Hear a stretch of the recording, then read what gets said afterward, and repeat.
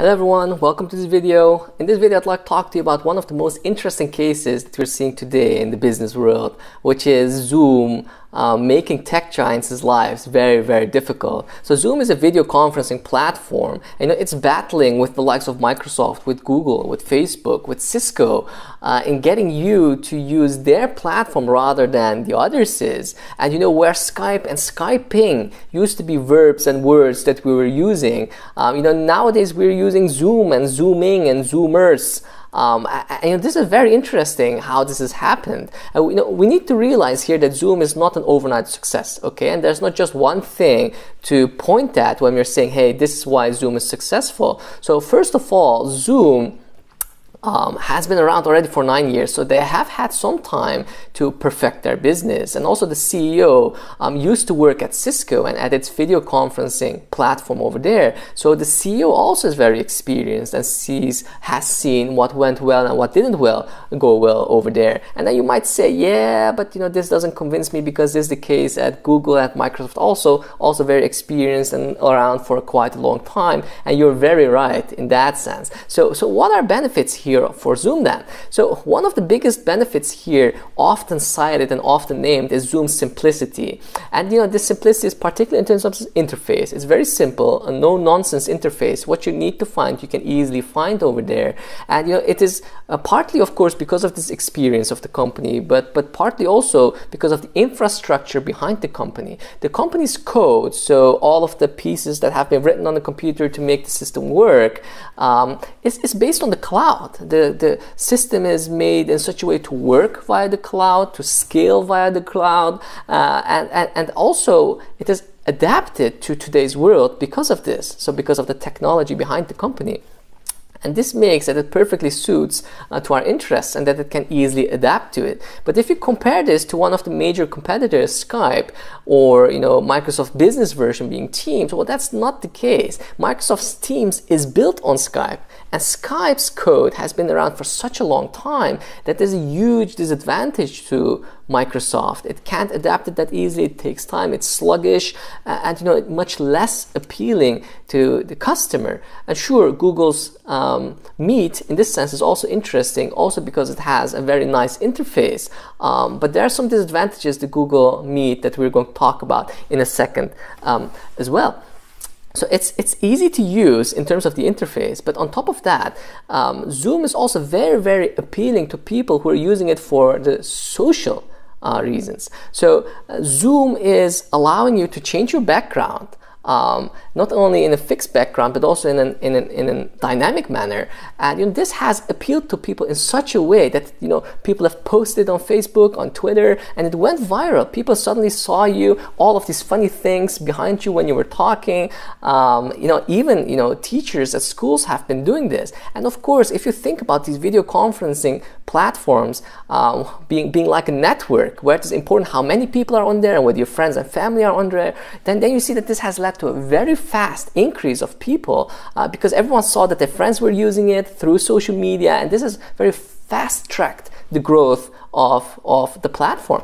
On top of this, it also, for example, has beauty filters which can take away some imperfections on your face, particularly interesting for people who are interested in makeup.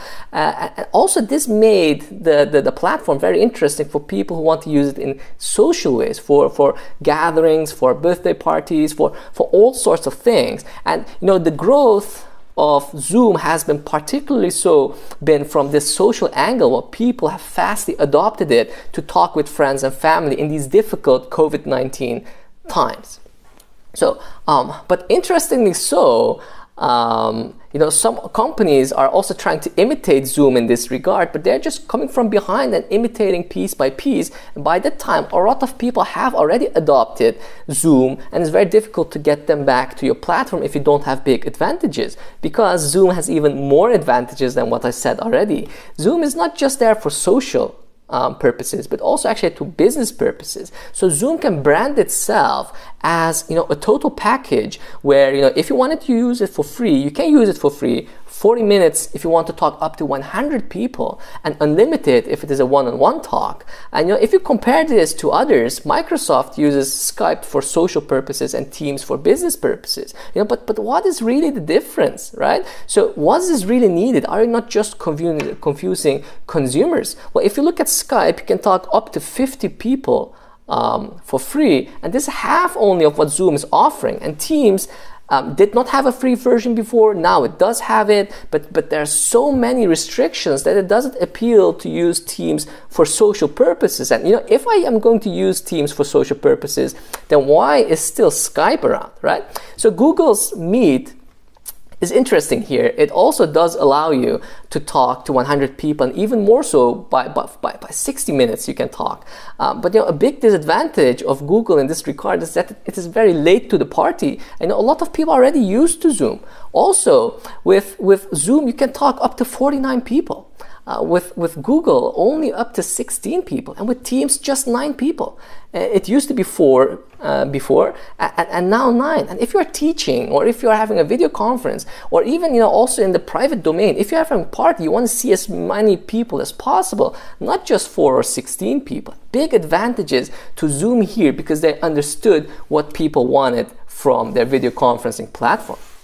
So Zoom is a first mover in general, but on top of this, also behind the scenes, so the infrastructure really works well. So for Zoom, it is reliable. It has the capacity to allow it to scale through the cloud. And it because of that doesn't black out. And Microsoft Teams only recently blacked out because it doesn't have the discipline that Zoom has in terms of its capacity. Also, Zoom works very nicely in all sorts of platforms. On the Apple iOS platform, for example, Google's Android platform, Microsoft Windows platform. It works seamlessly. But Google, for example, is much tricky to use if you're thinking about the Apple platform. And so again, a lot of, especially in this era, the connectivity that you need across all sorts of devices, tablet, phone, computer, and all sorts of operating systems, Zoom offers, but that competitors doesn't always offer it. So Skyping used to be a verb, and the question is, is Zoom and Zooming and Zoomer going to come in place? One of the biggest problems that Zoom has in this regard is that most of its popularity comes from the social user, not from the business user. But most money comes from the business user, because they're the ones subscribing to have all of the additional benefits of paying, right? And if you're thinking about the business domain, Microsoft has its Office, like Word, Excel, programs that it can offer alongside Microsoft Teams. Google has its Google Drive, and also all of these productivity sets that is offering in the cloud. Zoom doesn't have this. Yes, it connects nicely to these, but it can't offer it itself. And this is a big disadvantage. Also, Microsoft and Google and all of these other players have so much money. There's the question whether Zoom can keep up this battle as others are getting interested, getting into this market, and are going to invest crazily. Important is here, do I understand the consumer, and do I understand what they want? For example, do they want to see 49 screens or just 9 with Teams?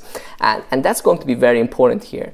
Finally, COVID-19, after it is gone, is interest in Zoom and in video conferencing in general going to last? I think so. Video conferencing we've been doing for such a long time. Also before COVID-19 we did it, because we always have meetings and we can't be everywhere. And families and friends sometimes are simply far away. So it is going to continue at a lower pace perhaps, and especially because of that, Zoom has to snatch the momentum here and has to make sure that can move a lot of people from private and free domain to the business or paid domain to be able to fast track its growth and to be able to be a strong contender to all of these other big players around. Thank you for your interest. I hope you like this. If so, please hit the like and subscribe buttons, and I hope to see each other again in future videos. I wish you all the best in the world. Take care.